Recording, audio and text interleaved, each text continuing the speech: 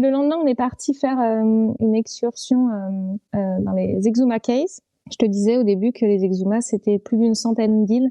Donc, où il y a Great et Little Exuma qui sont les îles principales. Et puis ensuite, t'as les Cays. C'est des petits îlots, souvent inhabités d'ailleurs, mais qui s'étendent sur des centaines de kilomètres. Et il y a une excursion qui est très, très connue là-bas, c'est d'y aller en bateau, en speedboat, et d'aller faire le tour des cochons nageurs, des requins nourrices, des tortues, des iguanes sur chacune des îles. Nous, on n'a pas voulu trop le faire parce qu'on trouvait que les conditions étaient un peu limite en fait. On trouvait que c'était un peu usine à touristes et un peu bon, c'était pour faire des selfies avec les animaux en gros. Ah oui, non. Ouais, voilà. Bof. Moi, ça m'intéressait pas du tout en fait. Donc on avait rencontré un groupe de voyageurs à Stocking Island et on a du coup loué un bateau privé avec eux, ce qui nous est revenu finalement au même prix que l'excursion classique. Et on a fait notre excursion nous-mêmes aux Exuma Cays. Donc on est allé voir les cochons nageurs, mais on n'est pas allé plus loin. On n'est pas allé se baigner avec les requins juste pour faire une photo et tout ça. Voilà, donc on a profité, on a vu les mêmes paysages, des paysages incroyables de petits îlots vraiment totalement déserts. Et on a rencontré surtout des chouettes personnes avec qui on garde contact aujourd'hui, mais c'était vraiment chouette ça.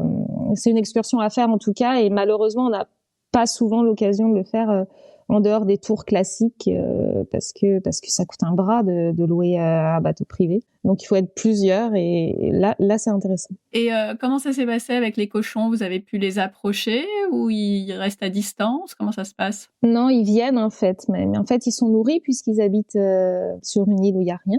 Ils sont nourris chaque jour par les bateaux d'excursion. Et donc pour eux, bateau égale nourriture. Donc ils s'approchent en fait. Ils nagent. C'est assez marrant à voir. Ils nagent et ils viennent sur le bateau pour voir si on donne à manger ou pas. Alors quand on le fait tout seul, il faut pas y aller trop tôt le matin parce qu'il faut qu'ils aient mangé quand même. Bah, sinon ils peuvent être un peu agressifs, ouais. Ouais, voilà, c'est ça. Et après ils sont chill, ils sont sur la plage, ils sont couchés, ils cherchent de l'ombre, voilà. Tranquille. Ouais, ils sont tranquilles, oui, c'est très mignon. Bon, par contre, pour casser un peu le mythe quand même, c'est-à-dire que eux, à la base, l'histoire dit que c'est je sais plus, un bateau à l'époque qui les a laissés là pour se servir de garde-manger. Ils sont restés là, ils se sont reproduits et hop, maintenant, c'est devenu une attraction touristique. Le problème, c'est que ça marche tellement bien et que l'île est tellement loin des îles principales des Exuma qu'ils en ont introduit vers les îles principales. Donc là, du coup, moi, je trouve que c'est un peu plus limite. Effectivement, c'est plus facile d'aller les voir. On peut même aller les voir en kayak depuis les îles où on était logés, quoi. Depuis les Exuma, c'est possible. Mais là, ils ont été vraiment introduits là uniquement pour le tourisme. Et à la base, même si ça peut paraître vie de rêve, mais pour des cochons, pas du tout, en fait. Le sel de l'eau et le soleil agressent énormément leur peau. Donc, bon, vraiment, c'est pas fou. Je trouve ça assez incroyable qu'on fasse ça encore à notre époque, en fait. C'est vrai. Je trouve que c'est plus vraiment dans l'air. Non, c'est sûr, mais bon, tu as toujours des gens qui montent sur des éléphants en Asie. Malheureusement.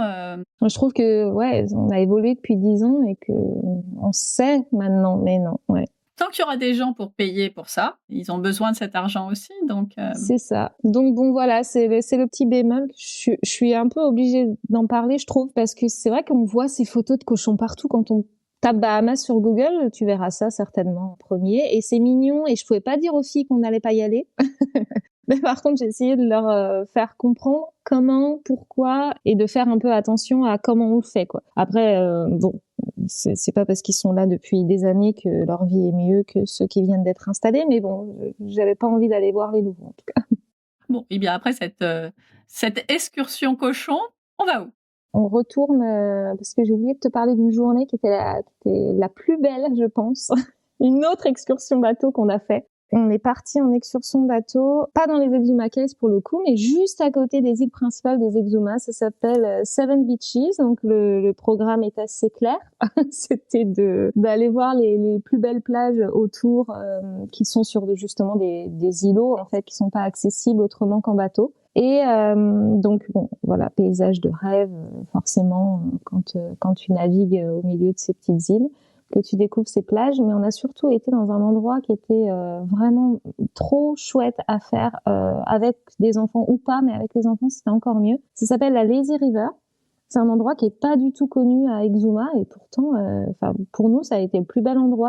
C'est un petit canal, une petite rivière qui part de l'intérieur des terres et qui rejoint l'océan en fait. Et on se laisse porter suivant les marées. Si la marée est haute, ça t'emmène à l'intérieur. Si la marée est basse, tu flottes vers l'extérieur. Et c'était au milieu d'un banc de sable blanc éclatant, magnifique. L'eau, elle est bleu turquoise. Et t'es là sur ta petite bouée et tu te laisses porter jusqu'à l'océan. Ah, ouais, franchement, c'est génial ça. Et ça, tu peux le faire en participant à l'excursion principalement, parce que le terrain pour y accéder est privé. Nous, on y est retourné le lendemain et on a attendu devant l'entrée du terrain pour voir s'il y a quelqu'un qui y arrivait et pour demander si on pouvait y accéder. Et on a eu la chance, on a eu le gardien des Airbnb qui sont sur la côte qui nous y a emmenés. Donc pourquoi pas essayer, pas s'aventurer sur le terrain privé parce que ça se fait pas. Mais pourquoi pas, si vous avez un peu de temps à perdre comme nous, de rester devant et d'attendre. Entre deux plages. Voilà, entre deux plages. On sait jamais. En fait, on a profité de la sieste de la petite. Je disais qu'elle faisait pas la sieste, elle a fait la sieste dans la voiture. Donc on est resté une petite demi-heure devant, là, en se disant peut-être que quelqu'un va venir. Et oui, ça a marché. Donc on en a profité 2 fois et vraiment ça, c'était vraiment très chouette à faire. Et on en parlait tout à l'heure, on disait finalement c'était plage, mais on a été occupés tout le temps. Mais c'est ça, mais bien sûr. Et vous n'avez pas rien fait, certes plage, mais bateau plusieurs fois. Kayak, paddle, excursion. Ouais, c'est ça. C'est qu'en fait ça passe vite. Bon, finalement, on partait tous les jours à 9h, on rentrait jamais avant 18h. Finalement, c'est pareil que les destinations où il y a des temples, des musées. C'est juste que c'est des plages. Voilà. Non, il faut le savoir quand on choisit cette destination quand même. C'est que si on n'aime pas l'eau, les activités nautiques et les plages, même si nous, on n'aime pas rester sur les plages, je sais pas comment dire, on y va, on prend 2-3 photos, on marche, voilà. On n'aime pas rester une journée sur une plage, mais quand même, c'est ça. Si tu vas aux Bahamas, c'est pour ça. C'est pas très diversifié tout de même. Mais si, la nuance de turquoise n'est pas toujours la même. Non, ça, elle est jamais la même, en fonction des heures.